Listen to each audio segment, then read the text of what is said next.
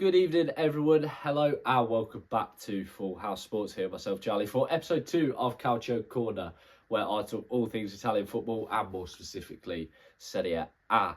And there is a lot to talk about. There's some huge fixtures coming up at the weekend. There's a lot to talk about from the previous weekend. And of course, there was some midweek action that featured 4 clubs from Serie A. And the club I want to start with, and the game I want to start with on the weekend, is Verona versus Juventus. Because what a change we have seen from Juventus.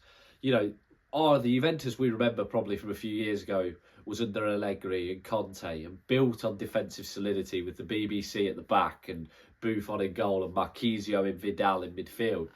Under Igor Tudor, they're probably a contender at the minute for not just Italy's, but Europe's, one of their most exciting teams in Europe.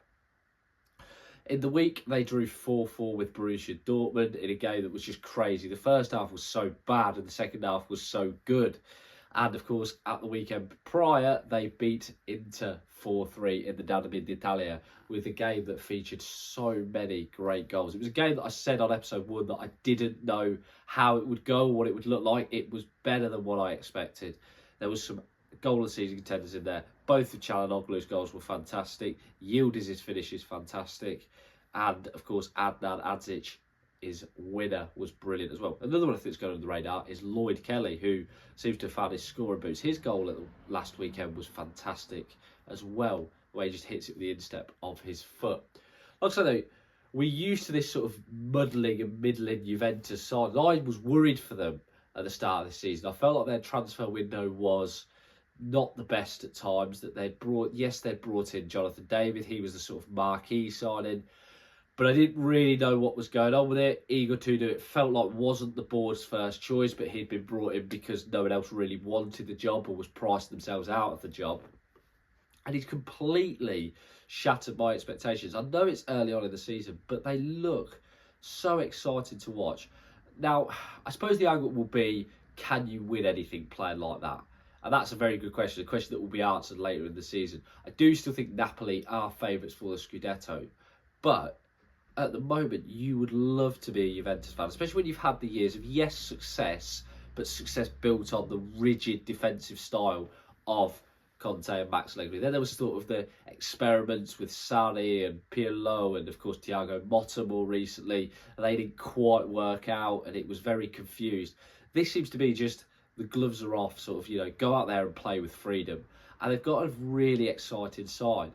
Dusan Vlahovic, it seems like has turned the corner at the moment. He was unbelievable midweek against Dortmund.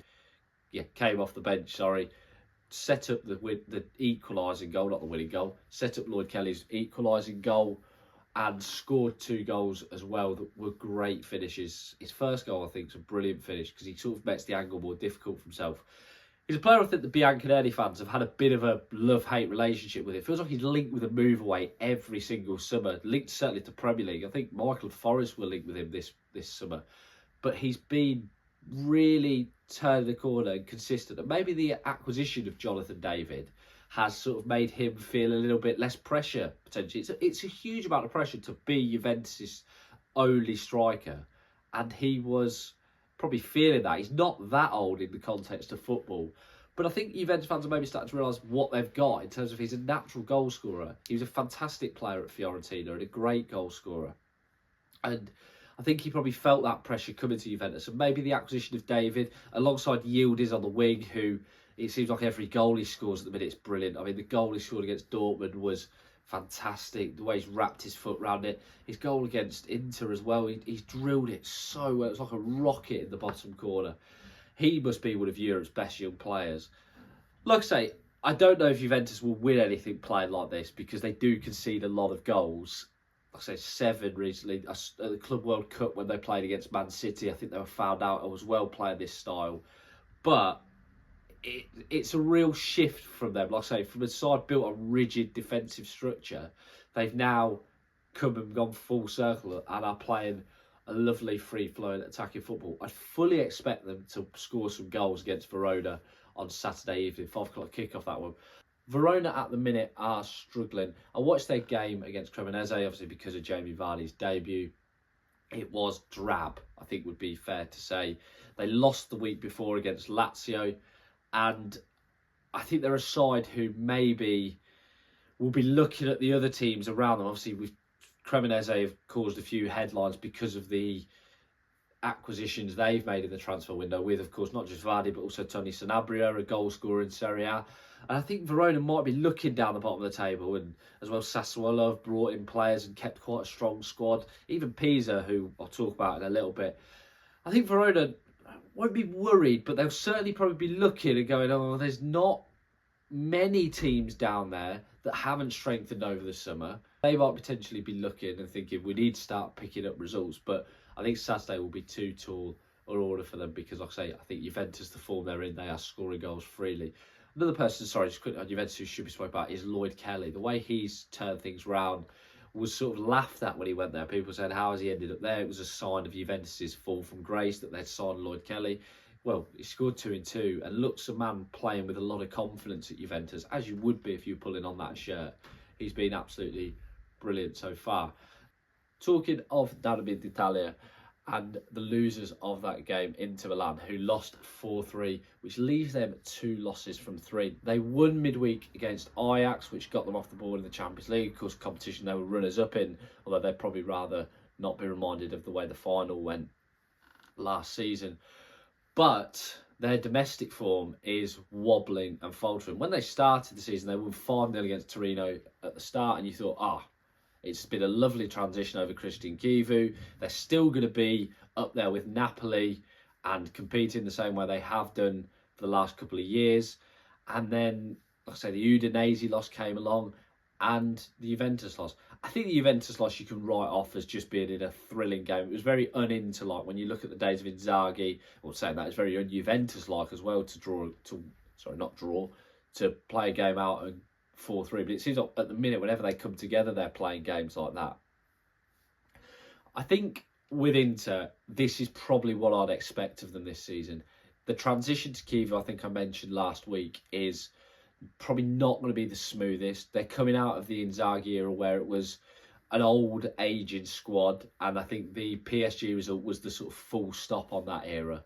And now they've got to get the age of the squad down. They've not really got the budget to go and sign the best young crop of talent, so they've still got to keep the aging players around.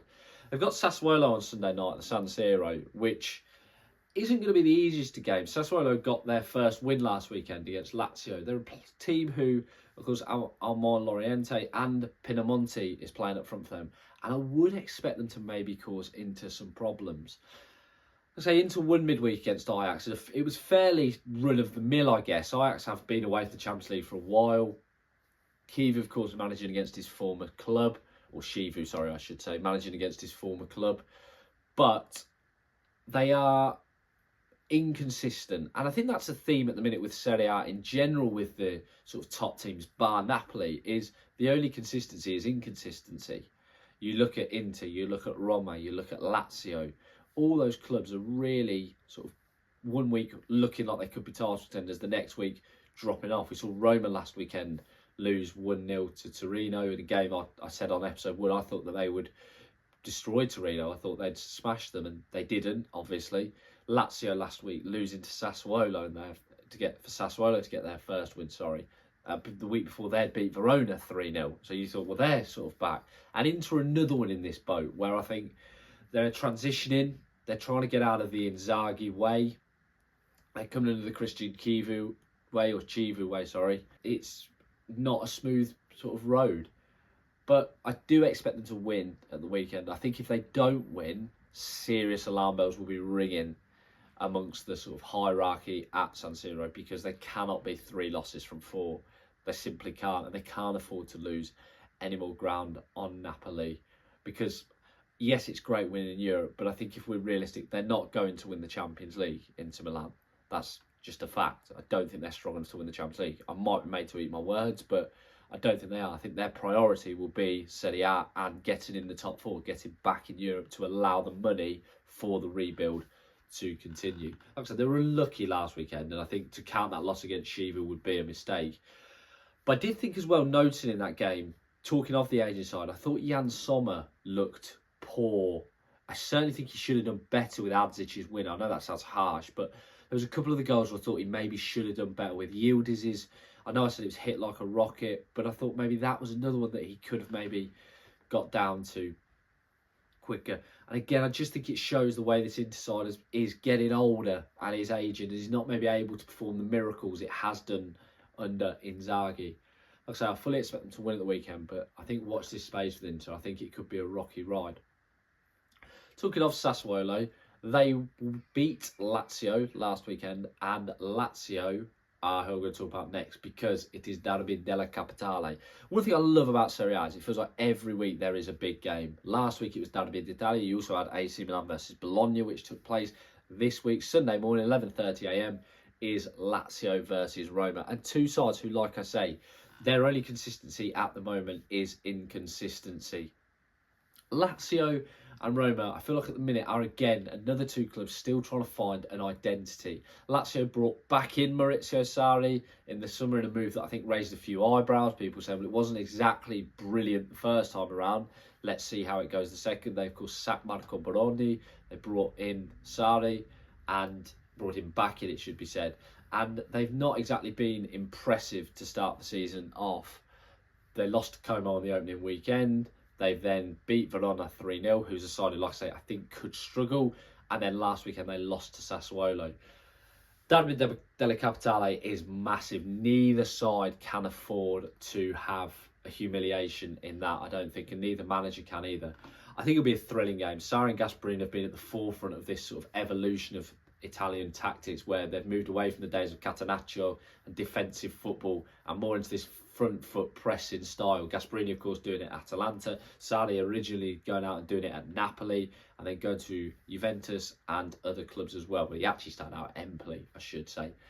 I think it'll be a thrilling game. Roma, of course, last week, who I tipped up, I thought would be contenders actually for the Scudetto. I thought they'd be challenging. Again, I think there's some teething problems with the Gasperini style of football. It's not an easy style to do. When you watch them play, when you watched his Atalanta sides play, there was that many shifting of positions and movement and diamonds and rotations that it was really difficult to work out. It sort of looked like organised chaos. And I can imagine for players, it's not that easy to work out. I also think with Roma, there is maybe a struggle for goals. Dovbyk looks really low on confidence at the moment. I thought it showed in the Pisa result where he had chances and just looked shattered for confidence. And I think that he might as well maybe get loaned out in January, try and find some form, maybe go back to La Liga to try and get some form because he was great there with Girona as well. And Evan Ferguson is a striker who, yes, I said Gasperini could maybe turn round. He did with Scamacca at Atalanta infamously. But he's going to take time because another one who's low on confidence. And I think that might be a problem for Roma going through the season is their strikers and potentially the fact that they are lacking goal-scoring form and confidence. I think it's a hard one to call, the derby on Sunday. I think it might be a draw, maybe a high-scoring draw. Maybe a 2-2 or a 3-3, which would no doubt thrill the Olimpico. Like I said at the start of the video, there was midweek action for four of the Italian clubs, and Napoli played Man City last night. Game was, I hesitate to call it a non-event, but I think the Di Lorenzo red card killed it. And then, of course, De Bruyne, who, of course, the much-hyped comeback had been billed as. He had to come off. He was sacrificed for Napoli to go back to their old system. It didn't quite work out. They lost 2-0. I don't think they'll mind that. There's still 7 games to go in the league phase. They're no doubt probably going to qualify for the knockout stages. But they play Pisa on Monday, who are still seeking out their first win. I tipped them up, Pisa, on Sunday, well, last week, that I thought they might get a result against Udinese on Sunday. They didn't. Udinese is one that I'm going to talk about a little bit later on. I think they're going to struggle going away to the Stadio, well, Diego Maradona now, it's called, not the San Paolo. Napoli, like I said, they've not set the world alight at the start of the season. I still think they're, like a lot of teams in Serie A, are struggling to find a system that works with De Bruyne and McTominay and Anguissa and Lobotka, all 4 of them playing.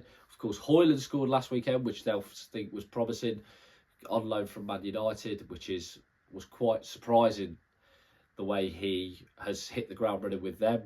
But you sort of, in typical United fashion, knew that that might happen. The side Napoli, like I say, they are still favourites for the Scudetto. I do wonder, however, how midweek action may affect them.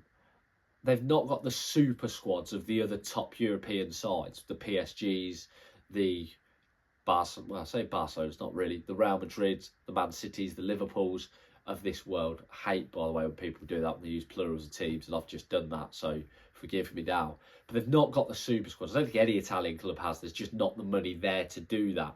So I think they're a side who may have to make a decision at some point about where their priorities lie, and will no doubt be saying in this early part of the season, let's get a lead in the Scudetto race, when the other teams like Inter, Lazio, Roma, Fiorentina, the other ones I mentioned are faltering. Let's get that lead. Let's get those points in the bank so we can then focus on European duties. I fully expect them to win on Monday night against Pisa. Pisa still seeking their first win. I thought they actually recruited really well in the summer, especially the Quadrado side, and there was others as well, brought in experienced players.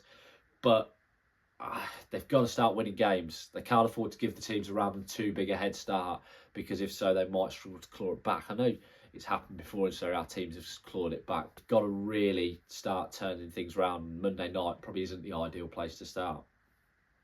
As I touched on just quickly with Udinese and a few clubs, I feel like one thing that I've noted from the start of the season, with the more established top clubs faltering, with Roma, Lazio, I keep going back to them, you know the names I mean now.